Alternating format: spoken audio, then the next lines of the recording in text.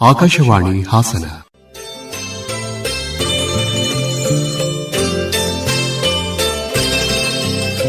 ಹಿರಿಯರ ಜೀವನದ ಹಾದಿಯನ್ನು ಪರಿಚಯಿಸುವ ಕಾರ್ಯಕ್ರಮ ಹಿರಿಯ ಜೀವಗಳ ಭಾವ.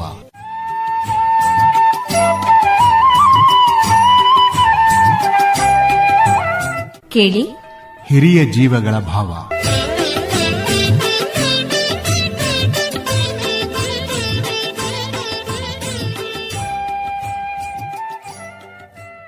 ಇಂದಿನ ಈ ಕಾರ್ಯಕ್ರಮದಲ್ಲಿ ಹಾಸನದ ನಿವೃತ್ತ ಶಿಕ್ಷಕರಾದ ಸೈಯದ್ ಕಬೀರ್ ಅಹಮದ್ ಅವರೊಂದಿಗೆ ಸಂದರ್ಶನ. ಕೇಳುಗರೆ, ಈ ಕಾರ್ಯಕ್ರಮದಲ್ಲಿ ಇವತ್ತು ನಾವು ಸೈಯದ್ ಕಬೀರ್ ಅಹಮದ್ ಅವರ ಜೊತೆಗೆ ಮಾತಾಡ್ತಿದ್ವಿ. 79 ವರ್ಷ ವಯಸ್ಸಿನ ಅಹಮದ್ ಅವರು ಮೇಸ್ಟ್ರಾಗಿದ್ದವರು. ಈಗ ಅವರ ವಿಶೇಷ ಅನುಭವಗಳನ್ನು ಆಲಿಸ್ಕೊಳ್ಳಿ. ಅಹಮದ್ ಅವರೇ, ನಮಸ್ಕಾರ. ನಮಸ್ಕಾರ ಸರ್. ಎಲ್ಲಿ ಹುಟ್ಟಿದ್ದು ತಾವು? ನಾವು ಮೂಡಿಗೆರೆ, ಚಿಕ್ಕಮೂಡಿ ಜಿಲ್ಲೆ. ಮೂಡಿಗೆರೆಯಲ್ಲೇನ ಅಥವಾ ಪಕ್ಕದ ಹಳ್ಳಿಯಲ್ಲಿ? ಮೂಡಿಗೆ ಟೌನ್. ಅಪ್ಪ ಅಮ್ಮ ಏನ್ ಮಾಡ್ತಾ ಇದ್ರು? ತಾಯಿ ಟೀಚರ್ ಆಗಿದ್ರು. ತಂದೆ ಬಾಲ್ಯದಲ್ಲೇ 6 ತಿಂಗಳಿರುವಾಗಲೇ ತೀರ್ಹೋದ್ರು. ಅಂದ್ರೆ ತಂದೆಯವ್ರದ್ದು ನಿಮಗೆ ನೆನಪಿಲ್ಲ? ನೆನಪಿಲ್ಲ. ಹೇಗಿದ್ರು ಏನು ಅಂತ ಅನ್ಕೊಂಡು. ಆಮೇಲೆ ನಮ್ಮ ತಾಯಿ ಓದಿ ಆಮೇಲೆ ಅವರು ಟೀಚರ್ ಆದ್ರು. ಬೆಳಗ್ಗೆ ನಮ್ದು ನಮ್ಮ ಮಾವನಿಗೆ ಸಾಕಿ ಕಮಿಷನರ್ ಆಫ್ ಪೊಲೀಸ್ ಆದ್ರು ಅವರು. ಓಹೋ. ನಾನು ಹೈಸ್ಕೂಲ್ ಟೀಚರ್ ಆದೆ. ಅಮ್ಮನ ಹೆಸರು? ವಜೀರ್ ಬಿ ಅಂತ ಹೇಳ್ಬಿಟ್ಟು. ಅಪ್ಪನ ಹೆಸರು? ಅಪ್ಪನ ಬದ್ರುದ್ದೀನ್ ಅಂತ ಹೇಳ್ಬಿಟ್ಟು. ಏನ್ ಮಾಡ್ತಾ ಇದ್ರು ಅಪ್ಪ? ಅಪ್ಪ ಅವರು ಟೈಲರಿಂಗ್ ಮಾಡ್ತಾ ಇದ್ರು. ಬೇಗ ತೀರ್ಕೊಂಡ್ರು. ಅಮ್ಮನ ಪ್ರೀತಿ ಆರೈಕೆಯಿಂದ ನೀವು ಬೆಳೆದ್ರಿ. ಎಷ್ಟು ಜನ ನೀವೆಲ್ಲ ಅಣ್ಣ ತಮ್ಮ? ಮಗ ಸರ್ ನಾನು. ನಮ್ಮ ತಂದೆಗೆ 20 ವರ್ಷ. ಆವಾಗ ನಮ್ಮ ತಾಯಿಗೆ 17 ವರ್ಷ. ಆವಾಗ ತೀರೋದ್ರು ಅವರು. 20 ವರ್ಷ. ಸಣ್ಣ ವಯಸ್ಸಲ್ಲೇ ತೀರ್ಕೊಂಡು ಬಿಟ್ರು. ಅಯ್ಯೋ. ಅಮ್ಮ ಪ್ರಾಥಮಿಕ ಶಾಲೆ ಅವರು ಟೀಚರ್ ಆಗಿದ್ರು. ವಾಣಿ ವಿಲಾಸ್ ಉರ್ದು ಮಿಡ್ಲ್ ಸ್ಕೂಲಲ್ಲಿ. ಮೂಡಿಗೆರೆಯಿಂದ ಹಾಸನಕ್ಕೆ ಯಾವಾಗ ಬಂದ್ರಿ? ಯಾಕೆ ಬಂದ್ರಿ? ಅರಹಳ್ಳಿಲಿ ಇದ್ರು ಅವರು. ಅಲ್ಲಿಂದ ಇಲ್ಲಿಗೆ ಟ್ರಾನ್ಸ್ಫರ್ ಆಯ್ತು ಅವ್ರಿಗೆ, ಹಾಸನಕ್ಕೆ. ಆವಾಗ ನಾನು ಇದೆಲ್ಲ ನಮ್ಮ ವಿದ್ಯಾಭ್ಯಾಸ ಇದೆಲ್ಲ ಪ್ರೌಢಶಾಲಾ ವಿದ್ಯಾಭ್ಯಾಸ ಮುಗಿಸಿ ಆಮೇಲೆ ಕಾಲೇಜ್ಗೆ ಬರಲೇಬೇಕಲ್ಲ. ಅವಾಗ ಅವ್ರಿಗೂ ಅಪಾಯಿಂಟ್ ಆಯ್ತು, ನಮಗೆ ಅನುಕೂಲ ಆಗ್ಬಿಡ್ತು. ಫೆಡರೇಟ್ ಕಾಲೇಜ್ ಹಾಸನದಲ್ಲಿ ನಾನು PUC ಡಿಗ್ರಿ ಕಂಪ್ಲೀಟ್ ಮಾಡಿದೆ. ಡಿಗ್ರಿನೂ ಮುಗಿಸಿದ್ರಿ? ಮುಗಿಸಿದೆ. ಯಾವುದು? BA B.Ed ಅಲ್ಲಿ ಇಲ್ಲಿ B.Ed ಅಣ್ಣಾಮ್ ಯೂನಿವರ್ಸಿಟಿ ಮಡ್ರಾಸಿಂದ ಮಾಡಿದೆ. ಕರೆಸ್ಪಾಂಡೆನ್ಸ್ ಅಲ್ಲಿ ಮಾಡಿದೆ. ಇದು BA ರೆಗ್ಯುಲರ್ ಆಗಿ ಮಾಡಿದೆ. ನೀವು ಮೆಸ್ಟ್ ಆಗಿ ಶಿಕ್ಷಕರಾಗಿ ಯಾವಾಗ ಆಯ್ಕೆ ಆಗಿದ್ದು? ನಾನು 1977ರಲ್ಲಿ ನಾನು ಓದ್ತಿರುವಾಗಲೇ ಸುಮ್ಮನೆ ಅಪ್ಲಿಕೇಶನ್ ಹಾಕಿದೆ. ಅವಾಗಿನ ಟೀಚರ್ಸ್ ಏನು ಇದ್ದಿರಲಿಲ್ಲ ಅಷ್ಟೊಂದು. ಆವಾಗ ಉರ್ದು ಟೀಚರ್ ಶಿಕ್ಷಕನಾಗಿ ನಾನು ಅಪ್ಲೈ ಮಾಡಿದೆ. ಕೆಲಸ ಸಿಕ್ತು. ಕಂಪ್ಲೀಟ್ ಮಾಡಿಕೊಂಡು ಫೈನಲ್ ಇಯರ್ ಆಗ್ತಾ ಇತ್ತು. ಆವಾಗ ಹೋಗ್ಬಿಟ್ಟು ನಾನು ಜಾಯಿನ್ ಮಾಡಿಕೊಂಡೆ. B.Ed ಮಾಡೋದಕ್ಕಿಂತ ಮುಂಚಿತವಾಗಿ ಸೇರ್ಕೊಂಡ್ಬಿಟ್ರಿ? B.Ed ಪ್ರೈಮರಿ ಸ್ಕೂಲ್ಗೆ B.Ed ಇದಿಲ್ವಲ್ಲ, ಅದೇ BA ಮಾಡ್ಕೊಂಡು ಸೇರ್ಕೊಂಡೆ. ನೀವು ಈ ಪ್ರಾಥಮಿಕ ಶಾಲೆ, ಪ್ರೌಢಶಾಲೆ ಮತ್ತು PUC ಪದವಿಯಲ್ಲಿ ಉರ್ದುನ ಓದಿದ್ರೆ? ಇಲ್ಲ, ಪ್ರೈಮರಿ 1ರಿಂದ 7 ತನಕ ಉರ್ದು ಮೀಡಿಯಂ, 7ರಿಂದ ಹೈಸ್ಕೂಲ್, ಆಮೇಲೆ ಇಂಗ್ಲಿಷ್ ಮೀಡಿಯಂ. ಆಗ ಕನ್ನಡ ಒಂದು ವಿಷಯ ಇತ್ತ? ಕನ್ನಡ ಏನು ಇರಲಿಲ್ಲ, ಉರ್ದು ಒಂದು ಸಬ್ಜೆಕ್ಟ್ ಇತ್ತು. ಅದಕ್ಕೆ ಕೆಲಸ ಉರ್ದು ಟೀಚರ್ ಸಿಕ್ಕಿತ್ತು ಅಲ್ವಾ? PUCಲಿ ಉರ್ದು ತಗೊಂಡ್ರೆ? ಇಲ್ಲ, PUC ಹಿಸ್ಟ್ರಿ, ಎಕನಾಮಿಕ್ಸ್, ಇಂಗ್ಲಿಷ್, ಒಂದು ಭಾಷೆ ಉರ್ದು. PUCಲಿ ಒಂದು ಭಾಷೆ ಉರ್ದು ಇತ್ತು, ಹೈಸ್ಕೂಲಲ್ಲಿ ಒಂದು ಭಾಷೆ ಸಬ್ಜೆಕ್ಟ್ ಉರ್ದು ಅಲ್ವಾ? ಪದವಿಯಲ್ಲಿ? ಪದವಿ ಇಲ್ಲೇನೆ ಫೆಡರೇಟ್ ಕಾಲೇಜ್ ಅಲ್ಲ, ಅಲ್ಲೇನು ಉರ್ದು ಓದ್ಲಿಕ್ಕೆ ಆಗಲಿಲ್ಲ? ಒಂದು ಸಬ್ಜೆಕ್ಟ್ ಇತ್ತು. ಒಂದಿತ್ತು. ಕನ್ನಡ ಬದಲಾಗಿ ಉರ್ದು ಇತ್ತು. ಅಂದ್ರೆ ನೀವು ಬಾಲ್ಯದಿಂದ ಪದವಿ ತನಕ ಉರ್ದುನ ಓದಿದಿರಿ? ಉರ್ದು ಓದ್ದೆ. B.Ed ಅಲ್ಲಿ ಇಂಗ್ಲಿಷ್. ಅಲ್ಲೇನು ಉರ್ದು ಬರಲಿಲ್ಲ? ಅಲ್ಲೇನು ಉರ್ದು ಬಂದಿಲ್ಲ. ಪದವಿನಲ್ಲಿ ಮಾತ್ರ ಉರ್ದು ಬಂತು. ಅದಕ್ಕೂ ಸೇರ್ಕೊಂಡೆ. ಈಗ ಹೇಳಿ, ಮುಸ್ಲಿಂ ಬಾಂಧವರೇ ಉರ್ದು ಓದ್ತಾರ ಅನ್ನೋದೇನಿಲ್ಲ, ಬೇರೆಯವರು ಉರ್ದುನ ಇಷ್ಟಪಡ್ತಾರಲ್ವಾ? ಉರ್ದು ಇಷ್ಟಪಡ್ತಾರೆ ಸರ್. ಉರ್ದುಗೆ ಹಿಂದಿಗೆ ಏನು ವ್ಯತ್ಯಾಸ ಅನ್ಸುತ್ತೆ? ಎಷ್ಟು ಸುಲಭ ಅಥವಾ ಎಷ್ಟು ಕಷ್ಟ ಅಂತ ಹೇಳ್ತೀರಿ? ಎರಡು ಅಕ್ಕ ತಂಗಿ ಇದ್ದಂಗೆ ಅಲ್ವಾ? ತುಂಬಾ ಏನು ವ್ಯತ್ಯಾಸ ಇಲ್ಲ. ಭಾಷೆನಲ್ಲಿ ಒಂದು ಸ್ವಲ್ಪ ವ್ಯತ್ಯಾಸ. ಈಗ ತಂದೆ, ಮಾತಾ, ಪಿತಾ ಎಲ್ಲಿ ಹಿಂದಿನಲ್ಲಿ, ಇಲ್ಲಿ ಉರ್ದುನಲ್ಲಿ ಮಾ ಅವ್ರ ಬಾಪ್. ಸ್ವಲ್ಪ ವ್ಯತ್ಯಾಸಗಳು ಇದೆ. ಆದ್ರೆ ಇದರಲ್ಲಿ ಹಾಡುಗಳು ಅಷ್ಟೇ ನಾವು ಕೇಳ್ತೀವಲ್ಲ, ಅಲ್ಲ ಮುಖಾಲ್ ಬಾಬಾ ಉರ್ದುನೇ ಇರುತ್ತೆ. ವರ್ಡ್ಸ್ಗಳು ಎಲ್ಲ ಇರುತ್ತೆ. ಈಗ ನೀವು ಕನ್ನಡನೂ ಓದಿದ್ರಿ? ಕನ್ನಡ ಒಂದು ಸಬ್ಜೆಕ್ಟ್ ಓದಿದ್ದೆ. ಇಂಗ್ಲಿಷ್ನು ಓದಿದ್ರಿ? ಹಿಂದಿನೂ ಓದಿದ್ರೆ? ಇಲ್ಲ, ಹಿಂದಿ ಇಲ್ಲ ಸರ್. ಆದ್ರೆ ಈಗ ಹಿಂದಿ ಓದಕ್ಕೆ ಬರೆಯಕ್ಕೆ ಬರುತ್ತೆ ನಿಮ್ಗೆ? ಹಿಂದಿ ಅಷ್ಟೊಂದು ಇದಿಲ್ಲ. ಉರ್ದುನಲ್ಲಿ ಹಿಂದಿ ಮಾತಾಡ್ತೀರಿ? ಹಿಂದಿ ಮಾತಾಡ್ತೀನಿ. ಏನ್ ವ್ಯತ್ಯಾಸ ಏನಿಲ್ವಲ್ಲ ಅಲ್ವಾ? ಸ್ವಲ್ಪ ಇದು ಅಷ್ಟೇನೆ. ಸರಿನೇ. ಮಿಡ್ಲ್ ಸ್ಕೂಲ್ ಟೀಚರ್ ಆದ್ರೆ ಅಥವಾ ಪ್ರೈಮರಿ ಸ್ಕೂಲ್ ಇದು ಪ್ರೈಮರಿ ಸ್ಕೂಲ್ಗೆ ಸೇರಿದ್ದು. ಸರಿನೇ. ನಾನು ಅಪ್ಲೈ ಮಾಡಿದ್ದು BA ಆದ್ಮೇಲೆ B.Ed ಆಗ್ಬೇಕಾಯ್ತಲ್ಲ ಹೈಸ್ಕೂಲ್ಗೆ, ಅದಕ್ಕೆ ಅಪ್ಲೈ ಮಾಡಿದೆ, ಕೆಲಸ ಸಿಗ್ಬಿಡ್ತಿದ್ದು. ಉರ್ದು ಶಿಕ್ಷಕನಾಗಿ ನಾನು ಅಪಾಯಿಂಟ್ ಮಾಡಿದೆ. ಎಲ್ಲಿ? ಹೊಳೆನರಸೀಪುರದಲ್ಲಿ ಮುಕ್ನಳ್ಳಿ ಅಂತ ಒಂದಿತ್ತು ಹಳ್ಳಿ. ಆಗದು ಎಂದು ಕೈಲಾಗದು ಎಂದು ಕೈ ಕಟ್ಟಿ ಕುಳಿತರೆ, ಆಗದು ಎಂದು ಕೈ ಕಟ್ಟಿ ಕುಳಿತರೆ ಸಾಗದು ಕೆಲಸವು ಮುಂದೆ. ಮನಸೊಂದಿದ್ದರೆ ಮಾರ್ಗವು ಉಂಟು, ಕೆಚ್ಚದೆ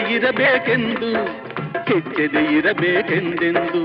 ಆಗದು ಎಂದು ಕೈಲಾಗದು ಎಂದು ಕೈ ಕಟ್ಟಿ ಕುಳಿತರೆ ಸಾಗದು ಕೆಲಸವು ಮುಂದೆ.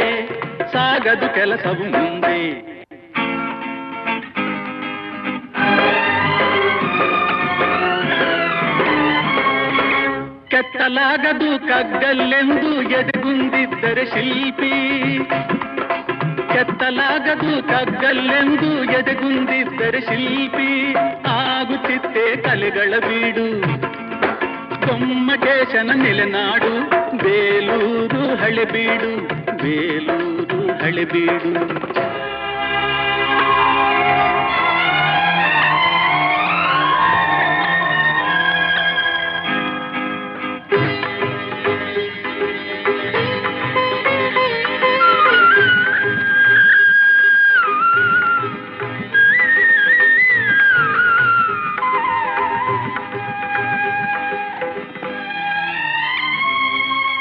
ಕೆತ್ತಲಾಗದು ಕಗ್ಗಲ್ಲೆಂದು ಎದೆಗುಂದಿದ್ದರೆ ಶಿಲ್ಪಿ.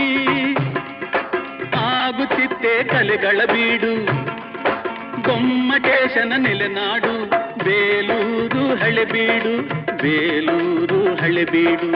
ಆಗದು ಎಂದು ಕೈಲಾಗದು ಎಂದು ಕೈ ಕಟ್ಟಿ ಕುಳಿತರೆ ಸಾಗದು ಕೆಲಸವು ಮುಂದೆ.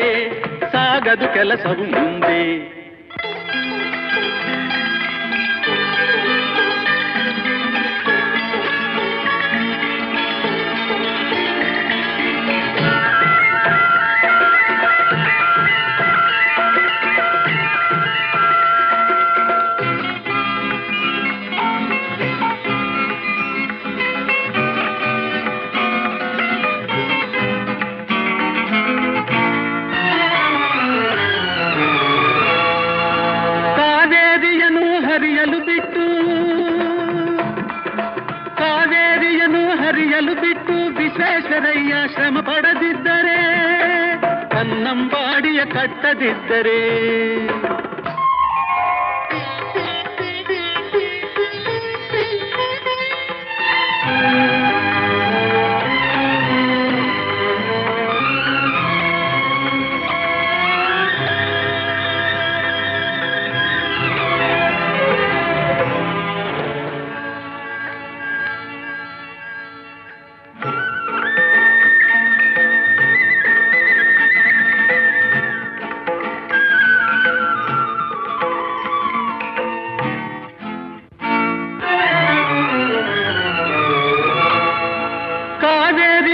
ಹರಿಯಲು ಬಿಟ್ಟು ವಿಶ್ವೇಶ್ವರಯ್ಯ ಶ್ರಮ ಪಡದಿದ್ದರೆ, ಕನ್ನಂಬಾಡಿಯ ಕಟ್ಟದಿದ್ದರೆ, ಬಂಗಾರ ಬೆಳೆವ ಹೊನ್ನಾಡು, ಆ ಬಂಗಾರ ಬೆಳೆವ ಹೊನ್ನಾಡು ಆಗುತ್ತಿತ್ತೇ ಈ ನಾಡು.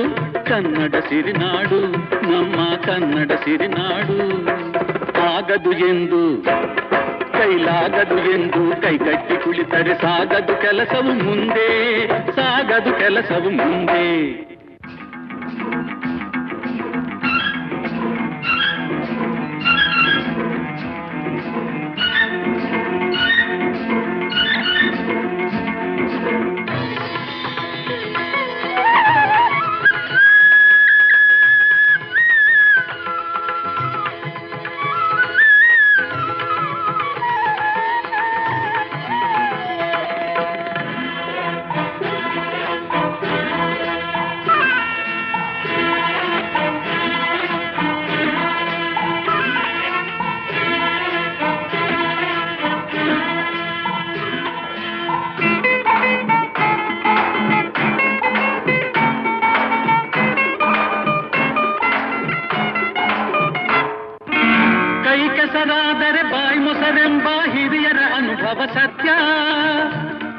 ಇದ ನೆನಪಿಡಬೇಕು ನಿತ್ಯ.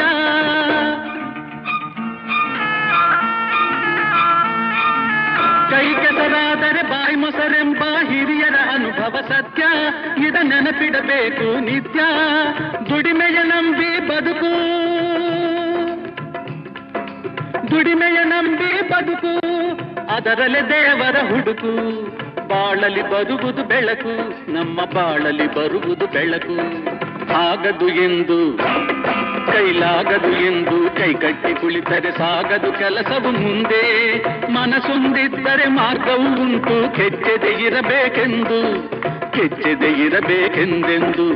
ಆಗದು ಎಂದು ಕೈಲಾಗದು ಎಂದು ಕೈಕಟ್ಟಿ ಕುಳಿತರೆ ಸಾಗದು ಕೆಲಸವು ಮುಂದೆ, ಸಾಗದು ಕೆಲಸವು ಮುಂದೆ.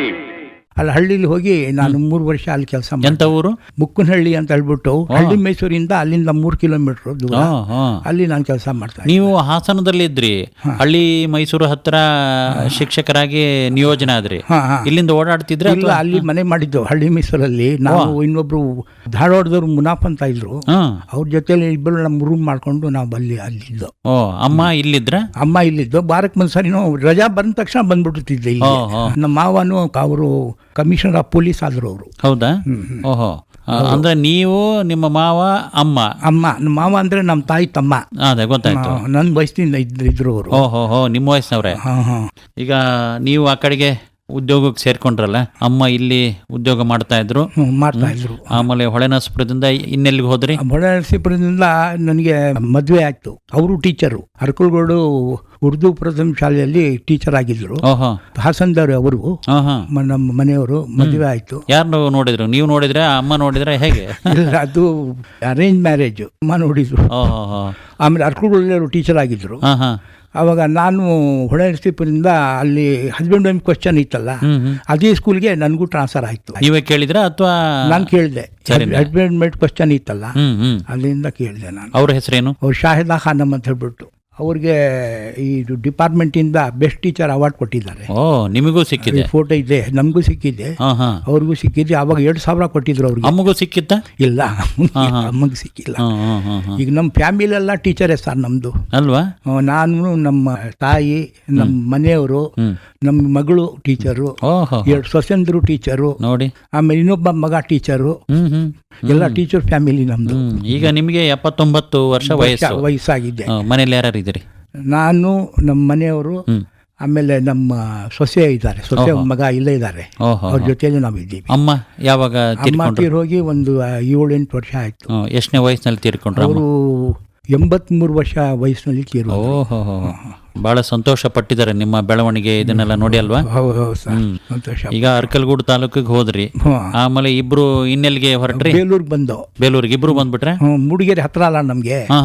ನಮ್ಮ ಸ್ವಂತ ಊರು ಮೂಡಿಗೆರೆ ಅಲ್ವಾ, ಅದಕ್ಕೆ ಸ್ವಲ್ಪ ಅನುಕೂಲ ಆಗತ್ತೆ ಹೇಳ್ಬಿಟ್ಟು ಅಲ್ಲಿಗೆ ನಾವು ಟ್ರಾನ್ಸ್ಫರ್ ತಗೊಂಡೆ. ಬೇಲೂರಲ್ಲಿ ಇದ್ದೆ. ಸರಿನೇ. ಒಂದು 9 ವರ್ಷ ಬೇಲೂರಲ್ಲಿ ಇದ್ದೆ. ಅಂದ್ರೆ ಮೂಡಿಗೆರೆಯಲ್ಲಿ ಆಸ್ತಿ, ಜಮೀನು, ತೋಟ ಅಥವಾ ಏನಾದ್ರೂ ಮನೆ ಇತ್ತು, ಮಾರ್ದು. ಮತ್ತೇನು ಊಟ ಗೀಟ ಏನ್ ನಮ್ಮ ತಂದೆ 20 ವರ್ಷದಲ್ಲಿ ತೀರೋದ್ರೆ ಏನ್ ಮಾಡ್ತಾರೋ. ಅಲ್ಲ, ಕೆಲವೊಬ್ರು ತಾತ ಮಾಡಿದ್ದು ತೋಟ ಏನಿರ್ಲಿಲ್ಲ, ಏನು ಮನೆ. ಆದ್ರೆ ಹುಟ್ಟಿದ ಜಾಗ ನೆನಪಿಗೆ ನೀವು ಬೇಲೂರಿಗೆ ಬಂದ್ರಿ? ಬೇಲೂರಿಗೆ ಬಂದು ಆಮೇಲೆ ಬೇಲೂರಿಂದ ಹಾಸನಕ್ಕೆ ಬಂದೆ. ಉರ್ದು ಮಿಡ್ಲ್ ಸ್ಕೂಲ್ ಇದೆಯಲ್ಲ, ವಾಣಿ ವಿಲಾಸ, ಅಲ್ಲಿ ಬಂದೆ. ಅಲ್ಲಿ ಸತತವಾಗಿ ಒಂದು 8 ವರ್ಷ 9 ವರ್ಷ ಕೆಲಸ ಮಾಡಿದೆ ನಾನು. ಪ್ರೈಮರಿ ಸ್ಕೂಲ್ ಟೀಚರ್ ಆಗಿ ಮುಖ್ಯೋಪಾಧ್ಯಾಯನಾಗಿ ಕೆಲಸ ಮಾಡಿದೆ ನಾನು. ನಿವೃತ್ತಿ ಆಗುವಾಗ ಮುಖ್ಯೋಪಾಧ್ಯಾಯರಾಗಿ? ನಿವೃತ್ತಿ ಆಗುವಾಗ ಪ್ರಭಾರಿ ಮುಖ್ಯೋಪಾಧ್ಯಾಯನ ಕೆಲಸ ಮಾಡಿದೆ ಕೆಲವು ತಿಂಗಳು. ಆಮೇಲೆ ಸಹ ಶಿಕ್ಷಕನಾಗಿ ನಾನು 7-8 ವರ್ಷ ಇಲ್ಲಿ ಉರ್ದು ಪ್ರೌಢಶಾಲೆ ಇಲ್ಲಿ ನಾನು ಶಿಕ್ಷಕನಾಗಿ ಕೆಲಸ ಮಾಡಿದೆ. ಆ ಅವಧಿಯಲ್ಲಿ ನನಗೆ ಬಹಳ ಒಂದು ಮಕ್ಕಳು ಪ್ರಗತಿ ಸಾಧಿಸಿದ್ರು. ಟೀಚರ್ಗಳು ಸ್ಟಾಫ್ ಎಲ್ಲ ಬಹಳ ಚೆನ್ನಾಗಿದ್ರು. ಸೋಮಶೇಖರ್ ಅಂತ ಒಬ್ಬರು ಅವರು ಕರ್ನಾಟಕ ರಾಜ್ಯ ಯೂನಿಯನ್ ಅಧ್ಯಕ್ಷರವರು. ಆಮೇಲೆ ಡ್ರಿಲ್ ಮಾಸ್ಟರ್ ಇವರೊಬ್ರು ಇದ್ರು, ಗೋವಿಂದಗೌಡರು ಅಂತ. ಎಲ್ಲ ಸಹಕಾರ ಚೆನ್ನಾಗಿತ್ತು ಅಲ್ವಾ? ಚೆನ್ನಾಗಿತ್ತು. ಆಮೇಲೆ ನಮ್ಗೆ ಇವರು ಚಂದ್ರೇಗೌಡರು ಅಂತ ಇದ್ರು, ಅವರು DDP ಆಗಿ ರಿಟೈರ್ ಆದ್ರು. ಅವರು ನಮ್ಮ ಜೊತೆಲಿ ಕೆಲಸ ಮಾಡಿದವರು. ಈಗ ನೀವು ಪ್ರಾರಂಭದಲ್ಲಿ ಸೇರ್ಕೊಂಡಾಗ ಉರ್ದು ಶಾಲೆಗಳು ಹಾಸನ ಜಿಲ್ಲೆಯಲ್ಲಿ ಎಷ್ಟಿದ್ವು, ಈಗ ಎಷ್ಟಿರ್ಬೋದು? ಪ್ರೌಢಶಾಲೆ ಒಂದೇ ಹಾಸನಕ್ಕೆ ಒಂದೇ ಅಲಾಟ್ ಮಾಡಿದ್ದು, ಅದು MLA ಕಡೆಯಿಂದ ಅಪಾಯಿಂಟ್ ಮಾಡಿದ್ದು. ಪ್ರೌಢಶಾಲೆ ಉರ್ದು ಒಂದೇ ಒಂದು. ಮಾಧ್ಯಮಿಕ ಶಾಲೆಗಳು ಅದು ತುಂಬಾ ಇದಾವೆ, ತುಂಬಾ ಇದ್ವು. ಈಗಲೂ ಇದಾವ? ಉರ್ದು ಶಾಲೆಗಳು ಕುಂಠಿತವಾಗ್ಬಿಟ್ಟಿದೆ. ಉರ್ದುನ ಇಷ್ಟಪಟ್ಟು ಕಲಿಯೋರು ಕಡಿಮೆ ಆದ್ರೆ ಕಡಿಮೆ ಆದ್ರು. ಇಂಗ್ಲಿಷ್ ಕಡೆ ಕನ್ನಡ ಶಾಲೆಗಳದ್ದೇ ಗತಿ. ಈಗ ಇಂಜಿನಿಯರಿಂಗ್, ಡಾಕ್ಟ್ರು ಅವು ಇದೈತಲ್ಲ ವೃತ್ತಿ, ಅದಕ್ಕೋಸ್ಕರ ಇದು ಇಂಗ್ಲಿಷ್ ಬಹಳ ಅವಶ್ಯಕತೆ, ಕನ್ನಡ ಅವಶ್ಯಕತೆ ಅನ್ನೋದ್ರಿಂದ ಇದಕ್ಕೆ ಸ್ವಲ್ಪ ಕುಂಠಿತವ. ಕೆಲವರು ಓದ್ಕೊಂಡು ಟೀಚರ್ ಆಗಿದ್ದಾರೆ ಆ ಕಾಲದಲ್ಲಿ, ನಮ್ಮ ಕಾಲದಲ್ಲಿ. ಈಗ ಇದಾಗ್ತಾ ಇದೆ. ಶೇಖ್ ಅಲಿ ಅಂತ ಹೇಳ್ಬಿಟ್ಟು ಅವರು ಪ್ರೊಫೆಸರ್, ಕೇಳಿರ್ಬೋದು ಶೇಖ್ ಅಲಿ. ನಾನು ಇದ್ದ ಶಾಲದಲ್ಲೇ ಅವರು ಓದಿದ್ದು.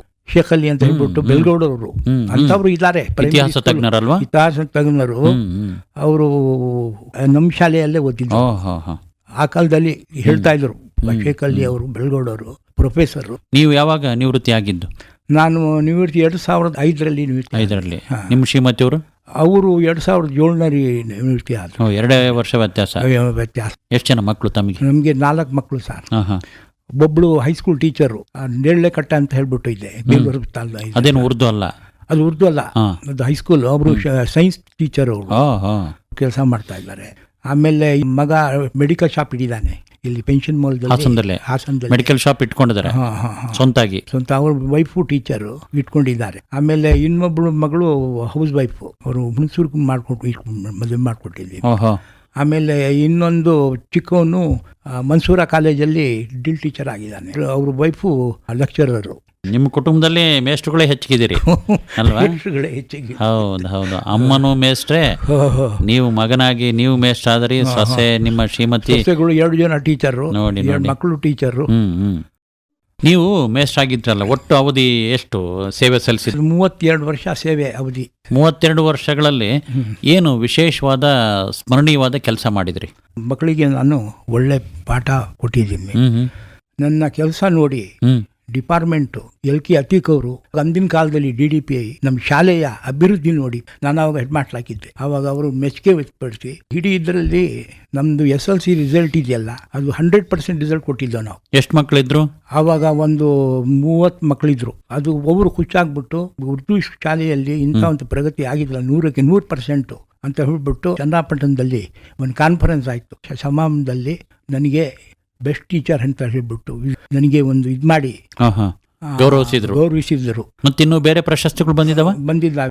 Indian institute of personality development ಅಂತ ಹೇಳ್ಬಿಟ್ಟು ಅದು ಮಹಾರಾಷ್ಟ್ರದಲ್ಲಿ ಇದೆ. ಅವರು ಅಲ್ಲಿಂದ ಟೆಸ್ಟ್ ಕಂಡಕ್ಟ್ ಮಾಡಿದ್ರು ಸ್ಕೂಲಲ್ಲಿ. ಬಂದ್ಬಿಟ್ಟು ನೋಡಿ ಉರ್ದು ಸ್ಕೂಲಲ್ಲಿ ಇಷ್ಟೊಂದು ಚೆನ್ನಾಗಿ ಪ್ರಗತಿ ಇದೆ ಅಂತ ಹೇಳ್ಬಿಟ್ಟು ಬಹಳ ಒಂದು ಅದು ಖುಷಿ ಆಗ್ಬಿಟ್ಟು ನಾನು ಹೆಡ್ ಮಾಸ್ಟರ್ ಆಗಿದ್ದ. ಅವಾಗ ನನಗೆ 99ರಲ್ಲಿ ಅಪ್ರಿಷಿಯೇಷನ್ ಲೆಟರ್ ಅಂತ ಹೇಳ್ಬಿಟ್ಟು ಮೆಚ್ಚುಗೆ ಪತ್ರ ಕೊಟ್ಟರು. ಈಗ ಶಾಲೆ ಹೇಗಿತ್ತು ಅಂತ ಹೇಳಿ ತಾವು ಹೇಳಿದ್ರೆ ಜಿಲ್ಲಾಧಿಕಾರಿಗಳು ಸಹ ಮೆಚ್ಚಿಕೊಂಡ್ರು, ಇನ್ನು ಬೇರೆ ಸಂಸ್ಥೆಯವರು ಏನು ವಿಶೇಷವಾದ ವ್ಯವಸ್ಥೆ ಮಾಡಿದ್ರಿ? ನಾವು ವ್ಯವಸ್ಥೆ ಏನಂತ ಹೇಳಿದ್ರೆ SLC ರಿಸಲ್ಟ್ ಇಂಪ್ರೂವ್ ಮಾಡಿದ್ರು. ಆಮೇಲೆ ಸ್ವಚ್ಛತೆ ಬಗ್ಗೆ, ಸ್ವಚ್ಛತೆ ಅಂದ್ರೆ ಈಗ ಕ್ಲೀನ್ನೆಸ್, ಶೌಚಾಲಯಗಳು, ಆಮೇಲೆ ವರಾಂಡದಲ್ಲಿ ಎಲ್ಲ ಕ್ಲೀನ್ನೆಸ್, ಇದರಲ್ಲಿ ಕಾಂಪೌಂಡ್ ಅಲ್ಲಿ ಶಿಸ್ತಾಗಿ ಇಟ್ಟಿದ್ದೆ ಮಕ್ಕಳಿಗೆ. ಮತ್ತೆ ಪೀಠೋಪಕರಣ ಅದೆಲ್ಲದು, ಪೀಠೋಪಕರಣ, ಆಮೇಲೆ ಮಕ್ಕಳಿಗೆ ಯೂನಿಫಾರ್ಮ್ ಇದೆಲ್ಲ ಬಹಳ ಶಿಸ್ತಾಗಿ ಇಟ್ಟಿದ್ರು.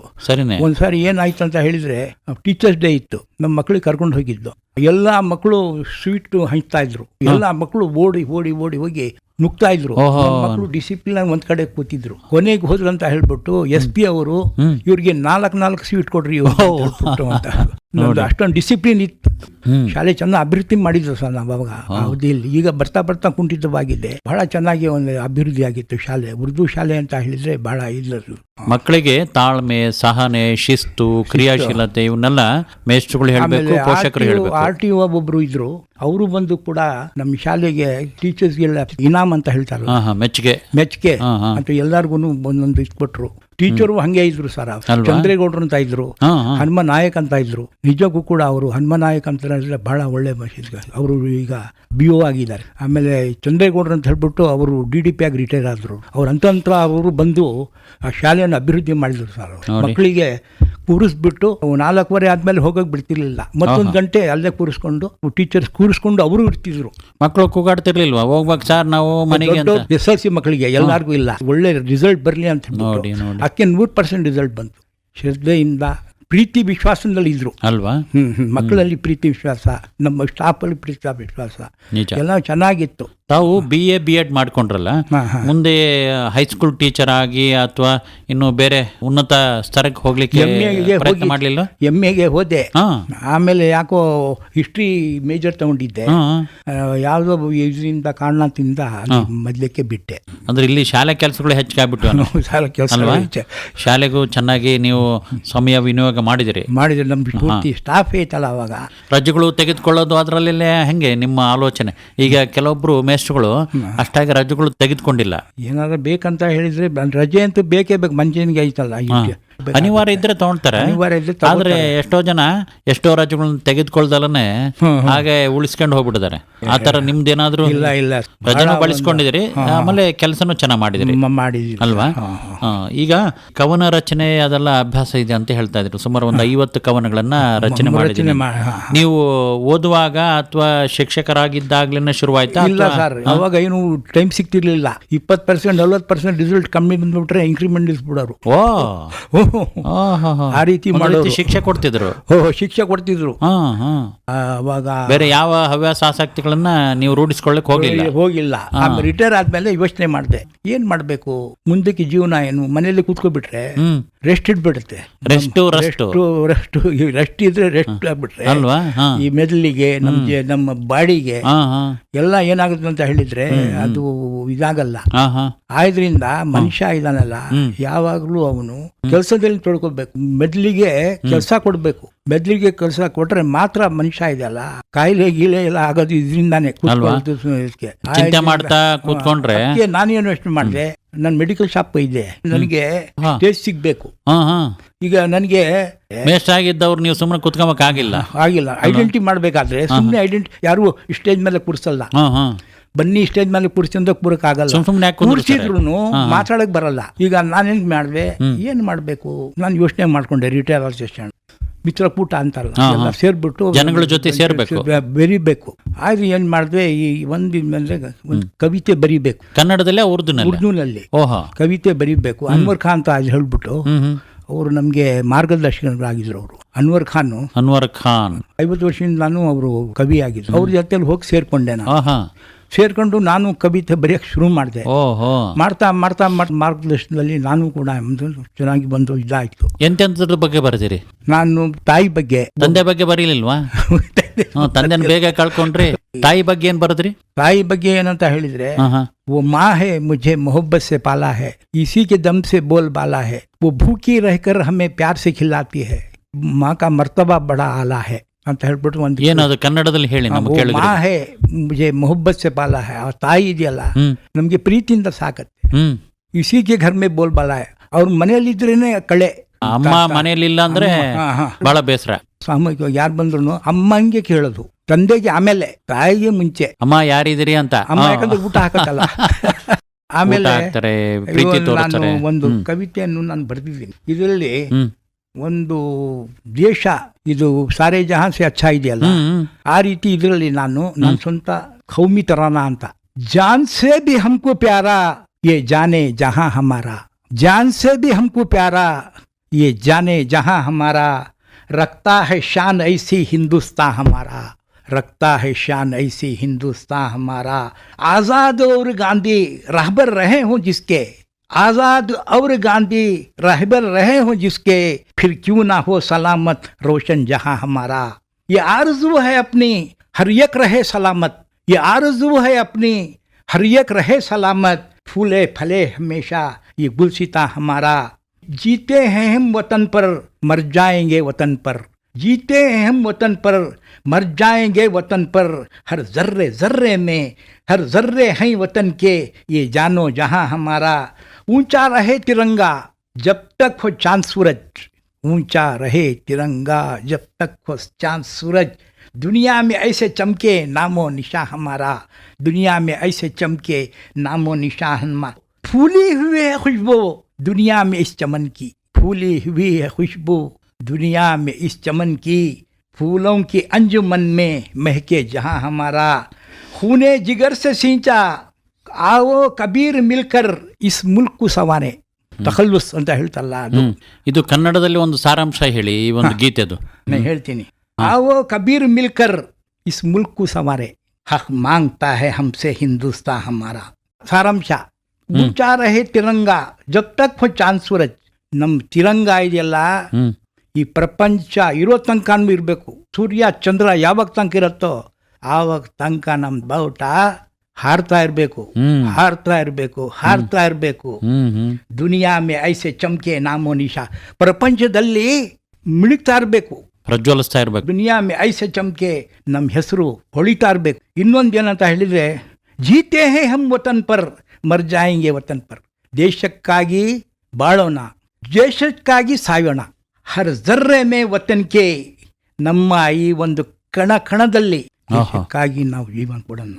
ಆಜಾದ್ ಅವ್ರ ಗಾಂಧಿ ರಹಬರ್ ರಹೆ ಹೋ ಜಿಸ್ಕೆ, ಅಬುಲ್ ಕಲಾಂ ಆಜಾದ್ ಗಾಂಧಿ ಅಂತವರು ಮಾರ್ಗದರ್ಶನ ಇರುವಾಗ, ಫಿರ್ ಕ್ಯೂ ನಾ ಹೋ ಸಲಾಮತ್ ರೋಷನ್, ಇವ್ರ ಮಾರ್ಗದರ್ಶನ ಆಗಿರುವಾಗ ನಮ್ಮ ದೇಶ ಪ್ರಗತಿ ಯಾಕೆ ಸಾಧಿಸಲ್ಲ? ಅವ್ರ ಮಾರ್ಗದರ್ಶನದಲ್ಲಿ ನಡೀತಾರದು ನಾವು. ದೇಶಾಭಿಮಾನದ ಬಗ್ಗೆ ಕವನ ಇದು ಅಲ್ವಾ? ದೇಶಾಭಿಮಾನ, ಅಮ್ಮನ ಬಗ್ಗೆ, ಇನ್ನು ಪರಿಸರದ ಬಗ್ಗೆ ಕವನ ರಚನೆ ಮಾಡಿದಿರಲ್ಲ. ಏನಾದ್ರೂ ಪುಸ್ತಕ ಮಾಡಿದಿರಾ? ಮಾಡಿದ್ದೀನಿ. ಉರ್ದುನಲ್ಲಿ ಓದ್ಬಿಟ್ಟು ಅದ್ರ ಟ್ರಾನ್ಸ್ಲೇಷನ್ ನಾನು ಹೇಳ್ತಿದ್ದೀನಿ. ಯಾವ್ದ್ರ ಬಗ್ಗೆ ಐತೆ ಇದು? ಇದು ಗಜಲ್, ಜನರಿಗೆ ಸಂದೇಶವನ್ನು ಕೊಡುತ್ತೆ ಇದು. ಈ ಗಜಲ್ ಇದೆಯಲ್ಲ, ಬಶರ್ ಅಪ್ನೆ ರಸ್ತೆ ಸೆ ಭಟ್ಕಾ ಹುವಾ ಹೈ, ದಹಾನೆ ಪೆ ದೋಜಕ್ಕೆ ಪಹುಂಚಾ ಹುವಾ ಹೈ.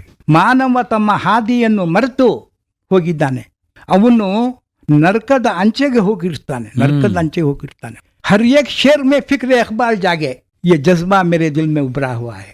ಪ್ರತಿ ಒಂದು ಶಬ್ದದಲ್ಲಿ ಇಕ್ಬಾಲ್ ನೆನಪಾಗುತ್ತದೆ. ಅವರ ಒಂದು ಪಂಕ್ತಿಗಳು, ಒಂದೊಂದು ಪಂಕ್ತಿಗಳು ಕೂಡ ಮನುಷ್ಯನಿಗೆ ಏನ್ ನೆನಪಾಗುತ್ತೆ ಅಂದ್ರೆ, ಯೆ ಜಜ್ಬಾ ಮೇರೆ ದಿಲ್ ಮೇ ಉತರಾ ಹುವಾ ಹೈ, ಆಕರ್ಷಣೆ ನನ್ನ ಹೃದಯದಲ್ಲಿ ಮೂಡಿದೆ.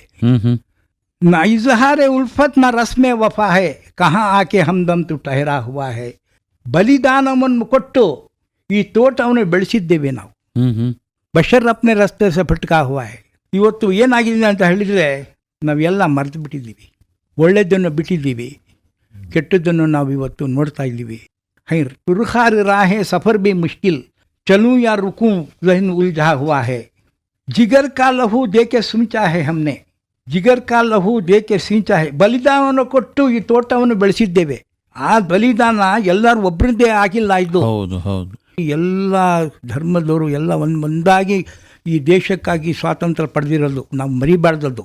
ತಬ್ ಜಾಕೆ ಗುಲ್ಶನ್ ನಿಖರಾ ಹುವಾ ಹೈ. ಈ ಬಲಿದಾನವನ್ನು ಕೊಟ್ಟು ಈ ತೋಟವನ್ನು ಬೆಳೆಸಿದ್ದೇವೆ ನಾವು. ಇವತ್ತು ಈ ಯುಗ ಇದೆಯಲ್ಲ, ಅದನ್ನ ಬಗ್ಗೆ ಚಿಂತನೆ ಮಾಡ್ತಾ ಇಲ್ಲ. ಒಟ್ಟಾಗಿ ಕೆಲಸ ಮಾಡಿದರೆ ಮಾತ್ರ ಪ್ರಗತಿ ಸಾಧಿಸ್ತೀವಿ. ಹೌದು, ಒಟ್ಟಾಗಿ ಪ್ರಗತಿ ಸಾಧಿಸೋಕ್ಕೆ ಸಾಧ್ಯವೇ ಇಲ್ಲ. ಒಂದು ಇದರಿಂದ ಚಪ್ಪಾಳೆದಾಗಲ್ಲ, ಎರಡರಲ್ಲಿ ಚಪ್ಪಾಳೆ ಆಗೋದು. ಕಬೀರೇ ಹಸಿ ಯೇ ದುನಿಯಾ ಉಸಿಕಿ ಜೋ ದುನಿಯಾ ಕಾ ದಸ್ತೂರ್ ಸಮಜಾ ಹುವಾ ಹೈ.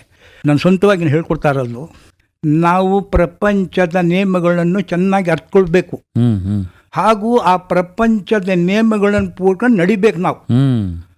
ಆಗ್ತಾನೆ ಅವಂದೇ ಪ್ರಪಂಚ ಅಂತ ಹೇಳ್ಬಿಟ್ಟು ನಾನು ಯೂಸ್ ಮಾಡಿದ್ದೀನಿ.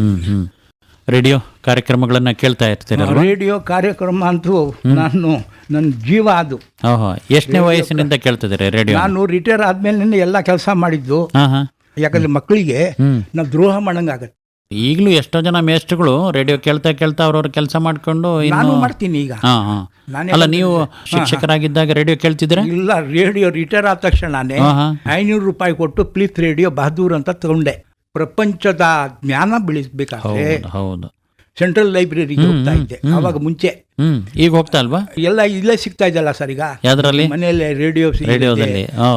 ಈಗ ಏನ್ ಬರ್ತಾ ಬರ್ತಾ ಬರ್ತಾ ಮನುಷ್ಯನ್ಗೆ ಕೆಲಸ ಜಾಸ್ತಿ ಆಗ್ತಾ ಶುರು ಆಗಿದೆ. ನಾವೇನ್ ತಿಳ್ಕೊಂಡಿದ್ದೀವಿ, ನಿವೃತ್ತಿ ಆದ್ಮೇಲೆ ಆರಾಮಾಗಿರೋಣ. ನಂದೇನಂದ್ರೆ ನಿವೃತ್ತಿಯಾಗಿ ಆರಾಮಾಗಿರ್ಬಾರ್ದು. ಆರಾಮ್ ಹರಾಮ್ ಹೇ. ನಮ್ಮ ಒಂದು ಬಾಡಿ ಚೆನ್ನಾಗಿಟ್ಕೋಬೇಕಂದ್ರೆ ನಾವು ವ್ಯಾಯಾಮ ಮಾಡಬೇಕು. ಇನ್ನೂ ತನಕ ಏನೂ ಇದಿಲ್ಲ. ನನಗೆ 80 ವರ್ಷ ಆಗಕ್ಕೆ ಬಂದಿಲ್ಲ. ಇವತ್ತು ನಾನು ಲಾಂಗ್ ಜಂಪ್ ಮಾಡ್ತೀನಿ, ಓಡ್ತೀನಿ. ಸೈಕಲ್ ಹೊಡಿತಾ ಇದ್ರೆ? ಸೈಕಲ್ ಮುಂಚೆ ಹೊಡಿತಾ ಇದ್ದೆ. ಎಷ್ಟನೇ ವಯಸ್ಸಿನ ತನಕ ಸೈಕಲ್ ಬಳಸ್ಕೊಂಡ್ರೆ? ನಾನು ಬೇಲೂರಲ್ಲಿ 85 ಮೇಲೆ ಸೈಕಲ್ ಬಿಟ್ಟೆ. ಯಾಕೆ ಬಿಟ್ರೆ? TVS ಬಂತಲ್ಲ, TVS ತಗೊಂಡೆ ನಾನು 5,000 ಕೊಟ್ಟು.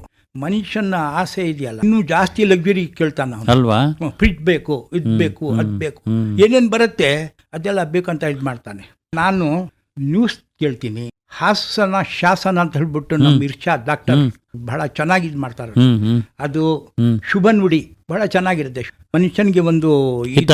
ಹಿತ ತೋರಿಸುತ್ತೆ. ಹಾಗೂ ನಮ್ಗೆ ಅದರಿಂದ ಕಲಿಯೋದು ಬಹಳ ತುಂಬಾ ಇರುತ್ತೆ. ಆಮೇಲೆ ದೇಶಭಕ್ತಿ ಗೀತೆಗಳು ಕೇಳಕ್ಕೆ ಆನಂದವಾಗುತ್ತೆ. ಹೌದು, ಬಹಳ ಒಳ್ಳೆ ರಸಪ್ರಶ್ನೆ ಕಾರ್ಯಕ್ರಮ. ನೀವು ಸಂಪರ್ಕ ಮಾಡ್ಲಿಕ್ಕೆ ಪ್ರಯತ್ನ ಮಾಡಿಲ್ಲ?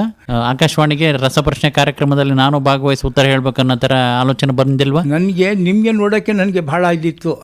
ಫೋನಿನ ಕಾರ್ಯಕ್ರಮಗಳು, ಆಮೇಲೆ ಗೀತ್ ಗಾತಾ ಚಲ್, ಆಮೇಲೆ ಹಲೋ ಸಹಿಲಿ, ಯುವವಾಣಿ, ನಿಮ್ಮ ಪ್ರತಿಯೊಂದು ಕಾರ್ಯಕ್ರಮವನ್ನು ನಾನು ಏನು ಕೇಳ್ತೀನಿ ನಿಜಕ್ಕೂ ಕೂಡ ನಾನು ಈ ಒಂದು ಆಕಾಶವಾಣಿಯವರಿಗೆ ನಾನು ನನ್ನ ತುಂಬ ಹೃದಯದಿಂದ ನಾನು ಅವರಿಗೆ ನಾನು ಶುಭಾಶಯನ ಕೋರ್ತೀನಿ. ಬೇರೆಯವ್ರಿಗೂ ರೇಡಿಯೋ ಏನಾದರೂ ನೀವು ಕಾಣಿಕೆ ಕೊಟ್ಟಿದ್ದೀರಾ?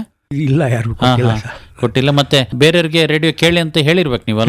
ಹೇಳಿದ್ದೀನಿ. ಟಿವಿನೂ ಇದೆಯಾ ಮನೆಯಲ್ಲಿ? ಟಿವಿ ಇದೆ. ಟಿವಿ ಕಡಿಮೆ ನೋಡೋದು. ಟಿವಿಗೂ ರೇಡಿಯೋಗೂ ವ್ಯತ್ಯಾಸ ಏನು ಅಂತ ಹೇಳ್ಬಿಟ್ಟು ಟಿವಿ ಹಾಕೊಂಡು ಹಿಂಗೆ ಕೂತ್ಕೋಬೇಕು. ಹಿಂಗೆ ಈ ರೇಡಿಯೋ ಇಟ್ಕೊಂಡು ಕಾರ್ಯಕ್ರಮಗಳು ಮಲಕ್ಗಳು ಕೇಳ್ತೀನಿ. ಇದಕ್ಕೂ ಕೂಡ ನಿಮ್ಮ ಕಾರ್ಯಕ್ರಮ ಆಕಾಶವಾಣಿ ಪ್ರಸಾರ ಜನರಿಗೆ ವಿವಿಧವಾದ ಕಾರ್ಯಕ್ರಮವನ್ನು ನೀವು ಕೊಟ್ಟಿದ್ದೀರಾ. ನಿಮ್ಮ ಕಾರ್ಯಕ್ರಮಕ್ಕೆ ನಾನು ಮೆಚ್ತೀನಿ. ಈ ಸಂದರ್ಭದಲ್ಲಿ ಆಕಾಶವಾಣಿಗೆ ನನ್ನ ತುಂಬ ಹೃದಯದಿಂದ ಶುಭಾಶಯ ಕೋರುತ್ತಾ, ಹಾಗೆಯೇ ಈ ಕಾರ್ಯಕ್ರಮಗಳನ್ನು ಮುಂದೆ ಒರೆಸಲಿ ಅಂತ ಹೇಳುವುದೇ. ಆಕಾಶದಲ್ಲಿ ಯಾವ ರೀತಿ ನಕ್ಷತ್ರ ಮಿನುಗುತ್ತೆ ಅದೇ ರೀತಿ ನಿಮ್ಮ ಆಕಾಶವಾಣಿ ಯಾವಾಗಲೂ ಮಿಲಗಲಿ ಅಂತ ಹೇಳ್ಬಿಟ್ಟು ನಾನು ದೇವರಲ್ಲಿ ಪ್ರಾರ್ಥನೆ ಮಾಡ್ಕೊಂತ ಯಾವ ರೀತಿ ಇರಬೇಕು. ಆರೋಗ್ಯ ಕಾರ್ಯಕ್ರಮ, ಶಾಲೆ ಕಾರ್ಯಕ್ರಮಗಳು, ಕೃಷಿ ಕಾರ್ಯಕ್ರಮ, ಮಹಿಳೆಯರದು, ಮಕ್ಕಳದು, ಯುವಕರದ್ದು ಬಹಳ ಒಳ್ಳೆ ಕಾರ್ಯಕ್ರಮಗಳು ಇದಾವೆ ಸರ್. ನನಗೆ ಬಹಳ ಒಂದು ಆಸೆ ಇತ್ತು ಆಕಾಶವಾಣಿಯಲ್ಲಿ ಹೋಗ್ಬಿಟ್ಟು ನೋಡಿ. ಬಂದಿದ್ರೆ ಹಿಂದೆ ಆಕಾಶವಾಣಿ ಒಳಗಡೆ? ಆಕಾಶವಾಣಿ ಬಂದಿಲ್ಲ ಸರ್. ಮೊದಲನಾಗಿ ಕಾಲಿಟ್ಟಿದ್ದೀನಿ ನೋಡಿ. ಅದು ನಮ್ಮ ಇವರಿದಲ್ಲ, ನಾಜಿಮಾ ಬಾನು. ಪಾಪ ಅವರು ಇದರಿಂದ ಅವ್ರಿಗೆ ನೀವೇ ಮೇಷ್ಟ್ರ ಆಗಿದ್ದೀರಿ ಅಲ್ವಾ? ಅವ್ರಿಗೆ ನಾನು ಮೇಷ್ಟ್ರ ಆಗಿದ್ದೆ. ಪ್ರವಾಸ ಹೋಗೋ ಅಭ್ಯಾಸ ಇದೆಯಾ? ಪ್ರವಾಸ ಹೋಗ್ತಾ ಇದ್ದೆ ನಾವು. ಬಾಬಾ ಬುಡನ್ಗಿರಿ ಪ್ರವಾಸ ಹೋಗಿದ್ದು 2-3 ತಿಂಗಳ ಹಿಂದೆ. ಚಿಕ್ಕಮಗಳೂರಲ್ಲಿ ಒಂದು ಕವಿಗೋಷ್ಠಿ ಇತ್ತು, ನಾನು ಹೋಗಿದ್ದೆ ಇಲ್ಲಿ. ಬಾಬಾ ಬುಡನ್ಗಿರಿಗೆ ಹೋಗಿ ಬಂದ್ರೆ 4-5 ನಾವು ಕವಿಗಳು. ನಾವು 2 ಗಂಟೆಗೆ ಕಾರ್ಯಕ್ರಮ ಮುಗಿದು ಹೋಯ್ತದೆ. ಆಮೇಲೆ ಏನು ಮಾಡಬೇಕು ಅಂತ ಹತ್ರ ಬಂದಿದ್ದೀವಲ್ಲ, ಸಾಯಂಕಾಲ ತನಕ ಟೈಮ್ ವೇಸ್ಟ್ ಮಾಡ್ಬೇಕು. ಅಲ್ಲಿ ಎಲ್ಲ ನೋಡೋದ್ ಜಾಗ ಇದೆವಲ್ಲ, ಸೀನರಿಗಳು ನೋಡ್ಕೊಂಡು ಬಂದು. ಹೊರಗಡೆ ರಾಜ್ಯ, ಹೊರಗಡೆ ದೇಶಗಳಿಗೆ ಏನಾದ್ರು ಹೋಗಿ ಬಂದಿದ್ದೀರಾ? ಹೊರಗಡೆ ದೇಶಕ್ಕೆ ಹಜ್ಜಿಗೆ ಹೋಗಿದ್ದೆ. ಹೌದಾ? 2009ರಲ್ಲಿ ಹಜ್ ಮಾಡಿದ್ದೀನಿ. ನಮ್ಮ ಮನೆಯವರು ಈ ಮಕ್ಕಳಿನ ಜೊತೆಲಿ ಬೇಕಾದಷ್ಟು ಮಾಡಿದ್ದೀವಿ ನಾವು. ಹೌದಾ? ಸುಮಾರು 50,000 ಮಕ್ಕಳಿಗೆ ಪಾಠ ಮಾಡಿದ್ದೀನಿ ನನ್ನ ಲೈಫಲ್ಲಿ. ಎಲ್ಲ ಉನ್ನತ ಓದಿದ್ದಾರೆ, ಆಗಿದ್ದಾರೆ. ಅವ್ರು ಇವತ್ತು ಸಿಕ್ಕಿದ್ರೆ ನನಗೆ ಮನೆಗೆ ಬಂದು ಮಾತಾಡ್ಕೊಂಡು ಹೋಗ್ತಾರೆ. ಮತ್ತೆ ಒಳ್ಳೆ ಮೇಷ್ಟ್ರನ್ನ ಮರೆಯಕ್ಕಾಗತ್ತಾ? ಇವರು ಎಷ್ಟೊಂದು ಪ್ರೀತಿಯಿಂದ ಮಾತಾಡಿ, ನೀವು ಬರ್ಬೇಕು ಸರ್ ನೀವು ಆಕಾಶವಾಣಿಗೆ. ನನ್ನ ಜೀವನದಲ್ಲಿ ನೆನಪಂತ ಈಗ ಒಂದು ಅವಕಾಶ ನಂಗೆ ಸಿಕ್ತಿದಲ್ಲ. ನಾಟಕಗಳಲ್ಲಿ ಏನಾದ್ರು ಭಾಗವಹಿಸ್ತಾ ಇದ್ರೆ ನೀವು? ನಾಟಕ ಇಲ್ಲ.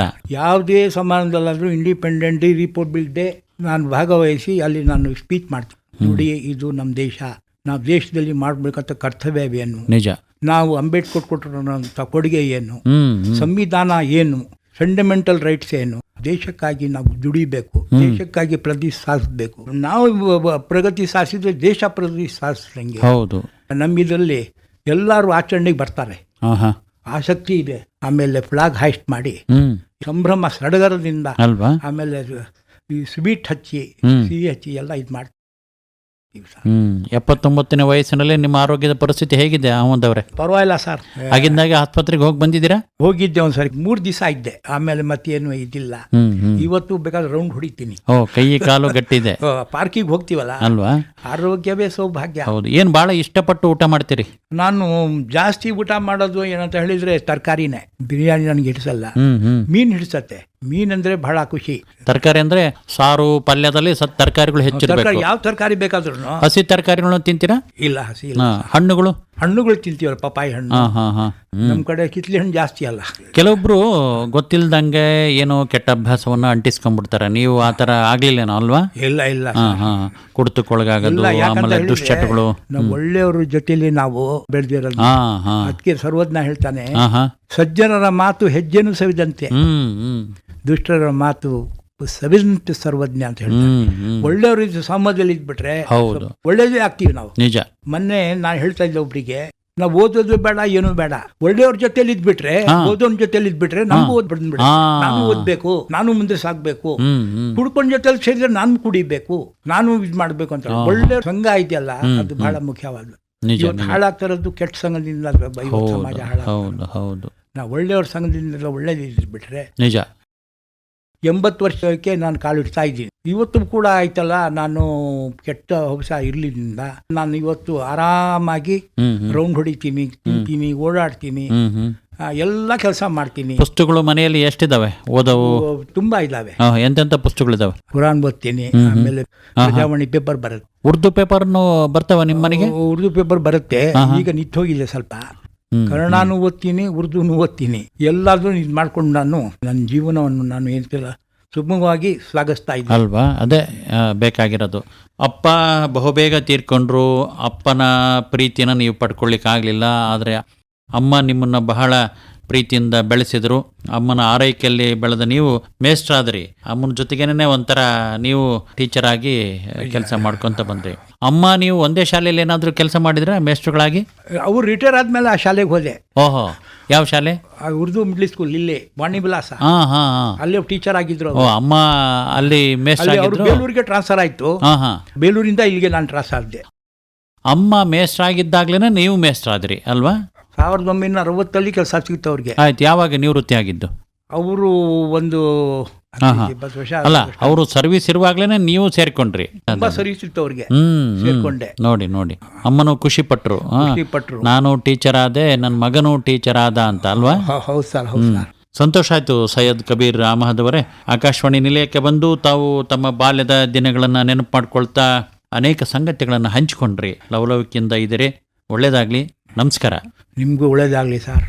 ಆಕಾಶವಾಣಿಯವ್ರಿಗೆ ಎಲ್ಲರಿಗೂ ನಾನು ಶುಭಾಶಯ ಕೊಡ್ತೀನಿ. ಇದುವರೆಗೂ ಹಾಸನದ ನಿವೃತ್ತ ಶಿಕ್ಷಕರಾದ ಸೈಯದ್ ಕಬೀರ್ ಅಹಮದ್ ಅವರೊಂದಿಗೆ ಸಂದರ್ಶನ ಮೂಡಿಬಂತು. ಸಂದರ್ಶಕರು ಡಾ ವಿಜಯ್ ಅಂಗಡಿ, ಸಹಕಾರ ನಾಜಿಮಾ ಬಾನು.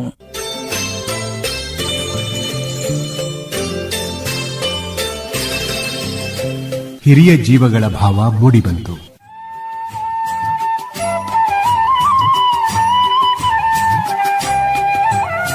ಹಾಸನ ಆಕಾಶವಾಣಿಯ ಸ್ಮರಣೀಯ ಕಾರ್ಯಕ್ರಮ ಇದು.